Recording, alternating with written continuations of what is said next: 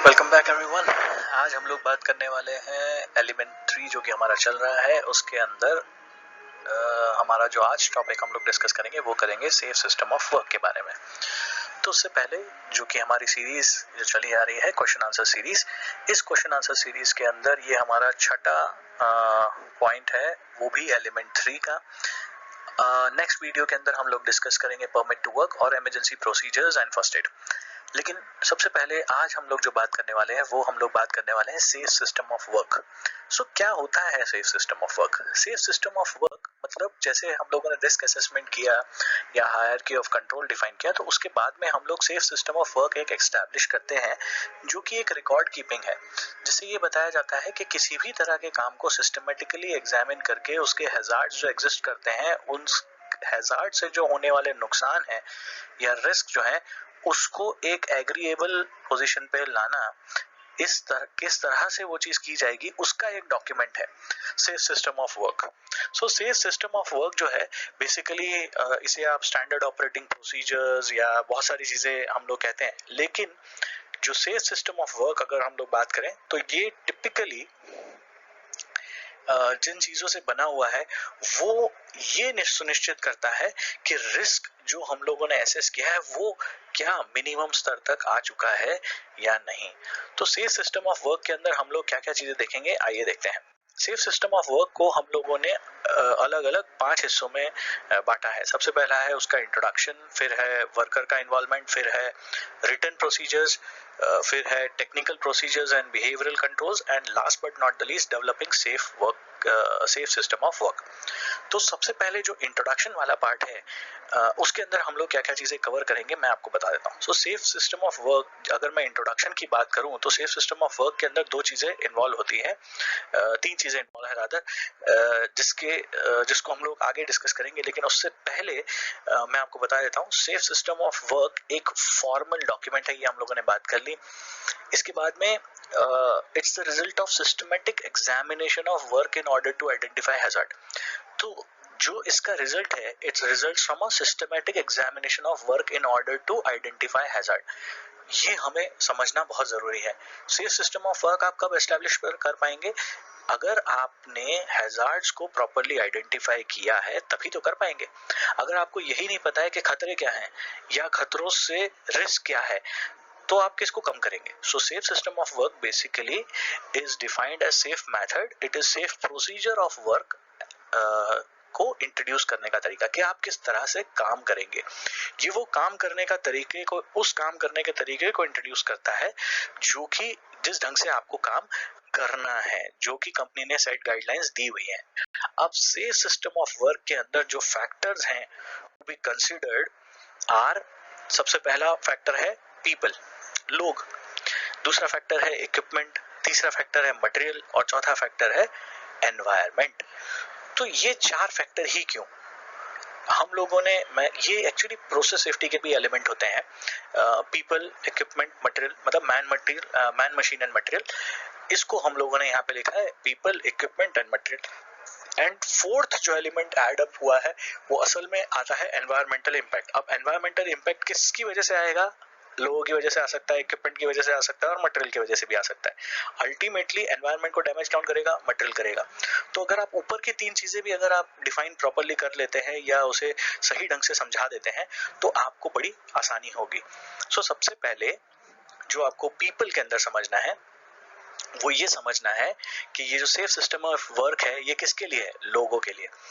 अब what is the level of competence of technical abilities, ये भी असेस करना जरूरी है। सो सब पीपल के अंदर जब आप सेफ सिस्टम ऑफ वर्क अगर एस्टेब्लिश कर रहे हैं तो पीपल के अंदर आप क्या देखेंगे? आप ये देखेंगे कि लोगों की कैपेबिलिटी या टेक्निकल कैपेबिलिटीज किस तरह की हैं। उसके बाद आप ये देखेंगे are there vulnerable person involve, मतलब क्या ऐसे लोग हैं जिनको नुकसान हो सकता है, और how many people are working on the task, कितने लोग काम कर रहे हैं उस क्षेत्र में। इसके बाद में आता है इक्विपमेंट। तो इक्विपमेंट के अंदर हम लोग बात करेंगे, सवाल आता है व्हाट प्लांट और equipment will be work on, मतलब किस का इक्विपमेंट के ऊपर आप काम करेंगे। What equipment will be used, मतलब कौन सा इक्विपमेंट इस्तेमाल में लाया जाएगा सुरक्षित ढंग से काम करने के लिए। What safety equipment will be required? किस तरह के सुरक्षा उपकरणों की आवश्यकताएं होंगी। What are the hazards associated with job and equipment? किस तरह के hazards हैं जो कि associated हैं काम करने पे और equipment के related। इसके बाद में आता है मटेरियल। तो मटेरियल के अंदर हम लोग बात करेंगे what material will be used or handled during the work। कौन सा मटेरियल इस्तेमाल होगा और उसे किस तरह से हैंडल किया जाएगा। क्या हैजार्ड्स हैं, मतलब what are the hazards of the material, material के क्या हैजार्ड्स हैं जो कि एमएसडीएस से आपको मिल जाता है। How will waste be disposed of, जो वेस्ट है उसे आप किस तरह से डिस्पोज ऑफ करेंगे, ये आ जाता है मटेरियल का पार्ट। लास्ट जो फैक्टर है हमारा एनवायरनमेंट का फैक्टर, उसको हम लोग कैसे डिफाइन करेंगे। In what type of environment will the work take place such as space, light, temperature etcetera, correct. उसके बाद हम लोग क्या देखेंगे, might any of these environmental issues increase the risk that needs to be controlled। क्या ऐसे कोई पर्यावरण को लगते ऐसी कुछ चीजें हैं जो कि रिस्क इन्वॉल्व है, जिससे वो अगर हो गया तो ये रिस्क को जो है वो इंक्रीज कर देगा अगर एनवायरनमेंट में अगर कोई चेंज हो गया। जैसे एक सामान्य परिस्थिति में आपको बताता हूँ, फ्लेमेबल एरिया होता है। तो फ्लेमेबल एरिया कैसे डिफाइन हो जाता है, वहां पे फ्लेमेबल एरिया का मतलब ये थोड़ी कि वहां पे आग प्रेजेंट है, नहीं, आग प्रेजेंट नहीं है, लेकिन वो एनवायरनमेंट कैसी होती है, वो फ्लेमेबल एनवायरनमेंट है, मतलब वहां पे आग नहीं होनी चाहिए। So that is the environment factor. So ये फैक्टर्स हैं जो कि सेफ सिस्टम ऑफ वर्क को डिफाइन करते हुए या नजर में रखते हुए हम लोग आगे बढ़ते हैं। इसके बाद में आता है वर्कर इन्वॉल्वमेंट। तो वर्कर इन्वॉल्वमेंट के अंदर सबसे पहला जो चीज आता है वो आता है एक कॉम्पिटेंट पर्सन, जो कि काम को किस तरह से सुरक्षित ढंग से किया जाए उसकी गाइडेंस दे, उसके बारे में जानकारी रखे, उसके बारे में जानकारी नीचे या डाउन द लाइन ट्रांसफर करे, या उसे ये बताते हुए काम करे कि भाई ये इस तरह से काम करना है आपको। तो ये बताते हुए जब आप काम करते हैं तो ये वर्कर का इन्वॉल्वमेंट आता है। और वर्कर का इन्वॉल्वमेंट किस में आएगा कि हर लेवल पे वो ये कंट्रीब्यूट करते हैं, डॉक्यूमेंट में कंट्रीब्यूशन होता है, काम करने में एफिशिएंसीज पे उनकी कंट्रीब्यूशन आता है। तो वर्कर बेसिकली कंट्रीब्यूट कैसे करता है, अगर सुरक्षित ढंग से काम हो रहा है तो आपका परफॉर्मेंस बेटर है, आपका रिजेक्शन कम है, आपका मेंटेनेंस कम है। तो ये सेफ सिस्टम ऑफ वर्क का वर्कर का कंट्रीब्यूशन है, that he keeps on giving you N input. कहीं से तो आपको इनपुट लेना पड़ेगा। अब इनपुट दो तरीके से आते हैं, एक आता है वर्कर से और दूसरा आता है प्रोसीजर से। तो प्रोसीजर से इनपुट कैसे आता है, प्रोसीजर से इनपुट आपको ऐसा आता है, अगर आप सही ढंग से सुरक्षित ढंग से जो प्रोसीजर एस्टैब्लिश किया गया है तभी तो आप उसको आइडेंटिफाई करेंगे कहाँ से मेरे को इनपुट लेना है, टेक्निकल इनपुट्स कहाँ से लेने हैं, थ्योरेटिकल इनपुट कहाँ से लेने हैं, फिजिकल इनपुट कहाँ से लेने हैं, किस तरह से लोग कंट्रीब्यूट करेंगे, कैसे उसको रिकॉर्ड किया जाएगा। ये सारी इंफॉर्मेशन जो है वो रिटन प्रोसीजर्स में आती है। अब रिटन प्रोसीजर्स जो है वो basically documenting safe work practices को होता है, which gives precise information to the worker कि ये आपको करना है।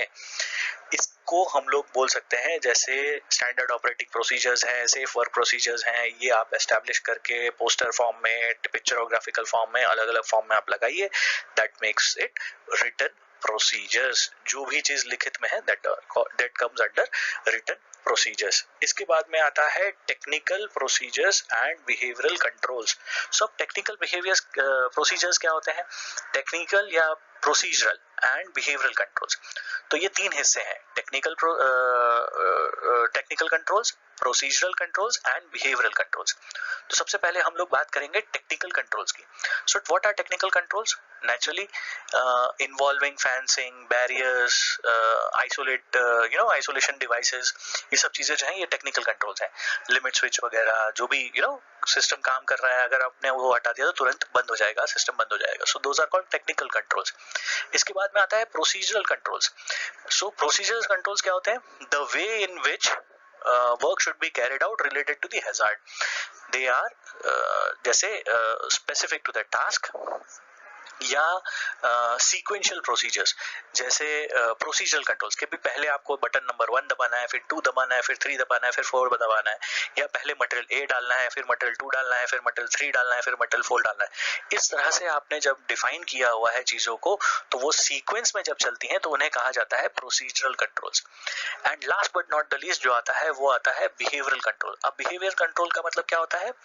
हाउ इंडिविजुअल वर्कर रिएक्ट्स और acts in relation to the hazard. किस तरह से एक वर्कर का बर्ताव रहता है उस हैजार्ड्स को लेके। जैसे कोई भी अगर वो काम कर रहा है तो क्या उसने पीपीई पहनी है, नहीं पहनी है, अच्छी हाउसकीपिंग रखता है, नहीं रखता है, स्पेसिफिक मेजर से या स्पेसिफिक टाइम इंटरवल पे जो उसको बताया गया उसके हिसाब से काम करता है, नहीं करता है। ये आता है बिहेवियरल कंट्रोल्स में।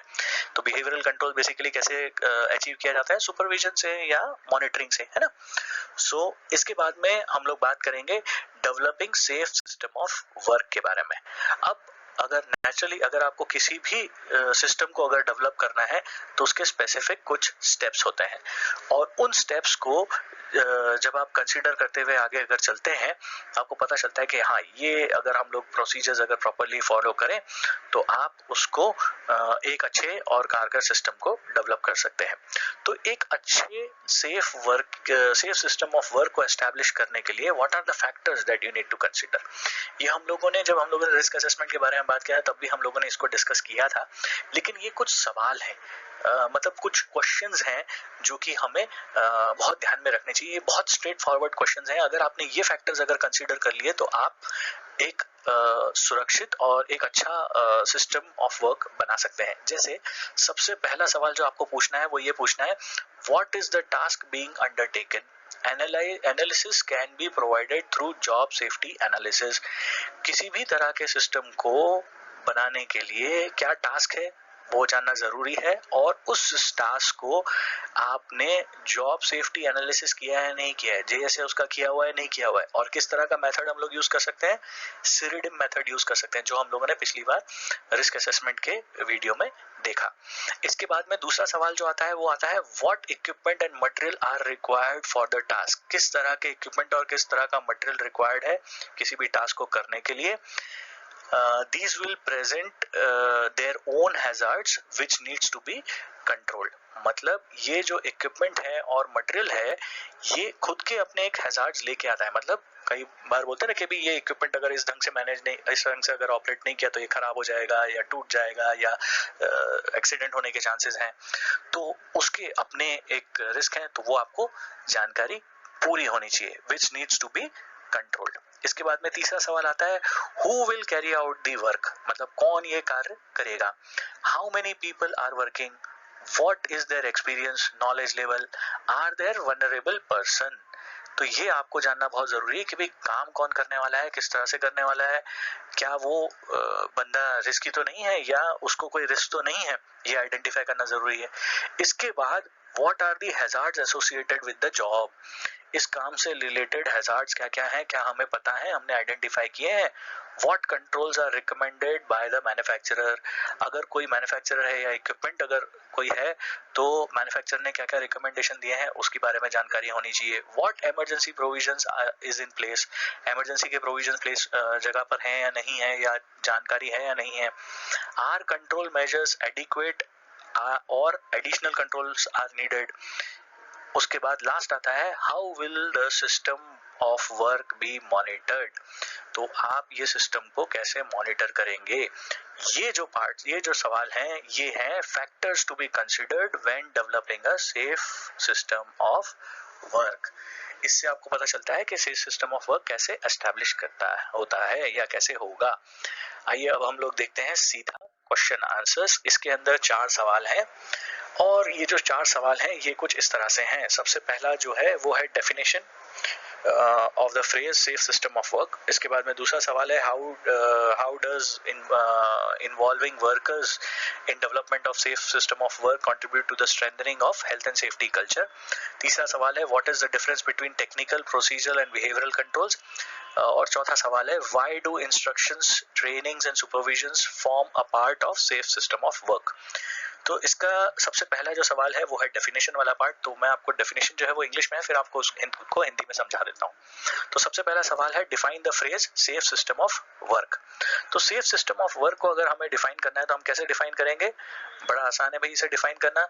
हम लोग इसे डिफाइन करते हैं, अ safe system of work is a formal procedure that results from a systematic explanation of the task of a work process in order to identify all the hazards and define methods of working that eliminate those hazards or minimize the risk associated with them.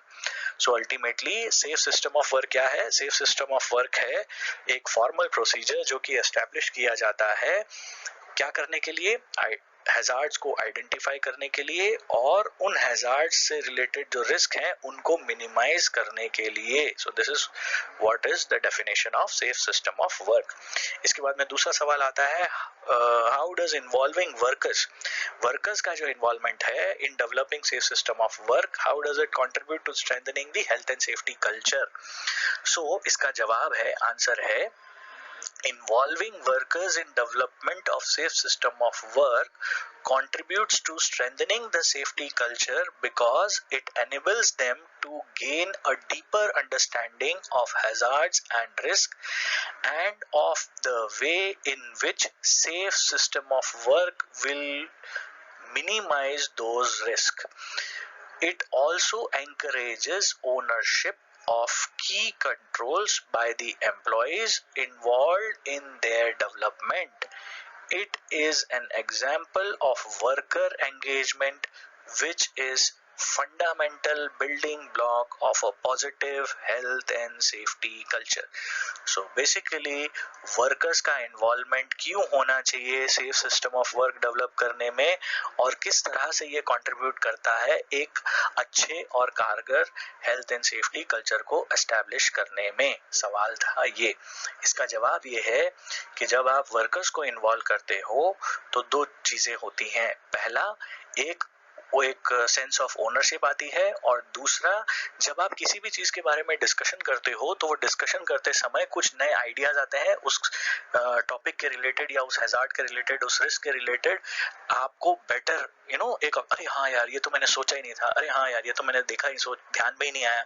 तो ये सब चीजें जो हैं ये वहां पे discussion के दौरान या उनका जब इन्वॉल्वमेंट होता है और जब आप उनसे डिस्कस करते हैं तो आपको बेहतर आउटपुट निकल के आएगा। हमारे साथ में परिस्थिति ऐसी हो जाती है अगर एक सेफ्टी ऑफिसर है और अगर वो ऑफिस में बैठा है तो उसको शॉप फ्लोर के ऊपर काम कैसे होगा वो नहीं समझ में आएगा, लेकिन एक शॉप फ्लोर वाला जो है उसे पता चलेगा कि सर ये ऐसे नहीं हो सकता है, अगर आप ऐसे करने जाओगे तो गिरोगे, चोट लगेगी, हम लोग ये कर चुके हैं। क्यों? क्योंकि वो वहां पे प्रैक्टिकली काम करता है। इसीलिए वर्कर्स का इन्वॉल्वमेंट जो है वो एक कारगर सेफ सिस्टम ऑफ वर्क को एस्टैब्लिश करने के लिए बहुत जरूरी हो जाता है। इसके बाद में आता है तीसरा सवाल, what is the difference between technical, procedural and behavioural controls. So तीनों चीजों का हम लोगों ने जो भी बात किया था, अभी जो एक्सप्लेन किया उसको हम लोग ये बताएंगे कि what is the difference between technical, procedural and behavioural controls. ये तीनों कंट्रोल्स का डिफरेंस क्या क्या है। तो सबसे पहले आता है, आंसर है इसका, technical controls are those that are applied directly to the hazard itself in order to minimize the risk. Procedural controls are controls define the way in which work should be carried out in relation to the hazards, and behavioral control define how the individual operator or group of workers must act in relation to the hazard. तो इसको अब हम लोग हिंदी में समझाएंगे। हिंदी में कैसे समझाएंगे? टेक्निकल, प्रोसीजरल और बिहेवियरल कंट्रोल्स क्या हैं। तो सबसे पहले टेक्निकल कंट्रोल्स वो हैं जो कि हैजार्ड्स के ऊपर डायरेक्टली अप्लाई हो जाते हैं, या जिसे हम लोग इंजीनियरिंग कंट्रोल बोलते हैं। तो ये इंजीनियरिंग कंट्रोल है जो कि रिस्क को मिनिमाइज करता है। ये हो गया टेक्निकल कंट्रोल। प्रोसीजरल कंट्रोल क्या हुआ? किस तरह से वो काम करेगा, क्या प्रोसीजर फॉलो करोगे तो ये जो टेक्निकल कंट्रोल्स हैं वो कारगर रूप से काम करेंगे। वो प्रोसीजरल डॉक्यूमेंट है, वो एक तरीका है किस तरह से आप काम करेंगे। और तीसरा जो है वो है आपका बर्ताव, किस तरह से आपका बर्ताव रहेगा, ऑपरेटर कैसे काम करेगा ताकि जो रिलेशन है between the risk and hazard, ये जो प्रोसीजरल कंट्रोल्स और टेक्निकल कंट्रोल्स जो हमने लगाए वो सही ढंग से कैसे काम करेंगे, वो आपके बर्ताव से चलेगा। अगर आपने सही ढंग से उसको हैंडल नहीं किया तो वो डामाडोल हो सकता है सिस्टम। सो इसीलिए बिहेवियरल कंट्रोल जो है वो इंडिविजुअल ऑपरेटर या ग्रुप ऑफ वर्कर्स को ये उनके काम करने के तरीकों को, मतलब must act in relation to the hazard, तो वो किस तरह से काम करना चाहिए, बिहेवियरल वो कंट्रोल में आता है कि कैसे आपको काम करना है, बर्ताव आपका कैसा होना चाहिए।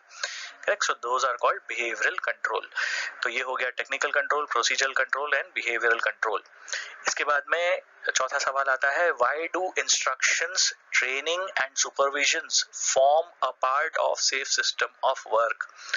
तो ये बड़ा सिंपल और बड़ा अच्छा सवाल है।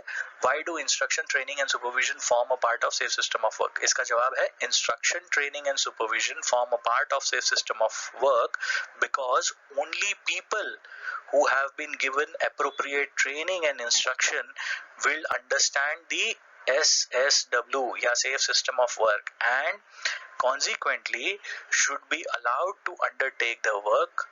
Supervision is necessary to ensure that staff follow their instruction and training and correctly apply the safe system of work.